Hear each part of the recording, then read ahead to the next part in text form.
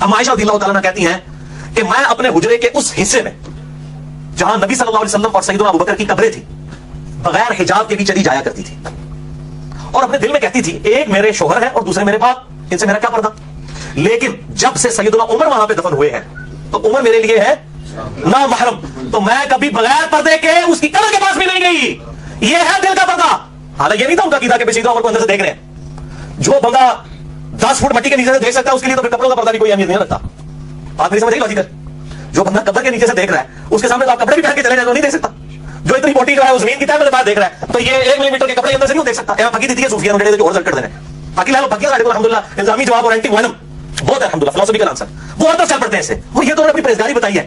یہ ہے دل کا پردہ کہ ضرورت بھی نہیں تھی، کوئی دیکھ نہیں سک رہا، اس کے باوجود اتنا ایکسٹراڈنری پردہ ہے کہ سیدنا عمر کی قبر کے پاس بھی مستدرک للحاکم میں روایت ہے، امی عائشہ رضی اللہ تعالیٰ عنہ فرماتی ہیں جب نبی کریم صلی اللہ علیہ وسلم دفن ہوئے میں اس حجرے میں جاتی تھی. جب سیدنا ابو بکر صدیق رضی اللہ تعالیٰ عنہ دفن ہوئے میں تب بھی جاتی تھی. میں پردے کا اہتمام نہیں کرتی تھی. میں دل میں خیال کرتی تھی کہ ایک میرے شوہر ہیں اور دوسرے میرے والد ہیں تو میں پردہ نہیں کرتی تھی. لیکن جب عمر دفن ہو گئے ما دخلت الا مشدودۃ علی ثوبی، خدا کی قسم پھر میں نہیں جاتی تھی، میں پھر پردے کا بڑا اہتمام کرتی تھی. کیوں؟ کیونکہ حیا من عمر، مجھے عمر سے حیا محسوس ہوتی تھی. اس پہ اعتراض کیا ہے؟ انجینئر علی مرزا کیا کہتا ہے کہ جب قبر سے اتنی اوپر مٹی پڑی ہوئی ہے ایک بندہ قبر سے دیکھ سکتا ہے تو وہ چھوٹے سے دوپٹے سے نہیں دیکھ سکتا.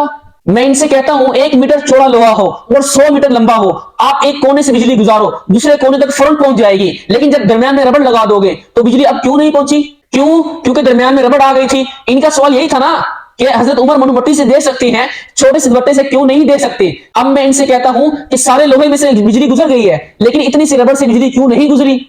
ان کا سوال یہی تھا نا کہ حضرت عمر منو مٹی سے دیکھ سکتے ہیں، چھوٹے سے دوپٹے سے کیوں نہیں دیکھ سکتے؟ میں مسئلے کو کھول دیتا ہوں تاکہ آپ الجھن میں نہ رہو. کیونکہ حضرت عمر بھی مٹی سے بنے ہوئے، قبر کی جو اوپر تھی وہ بھی مٹی تھی.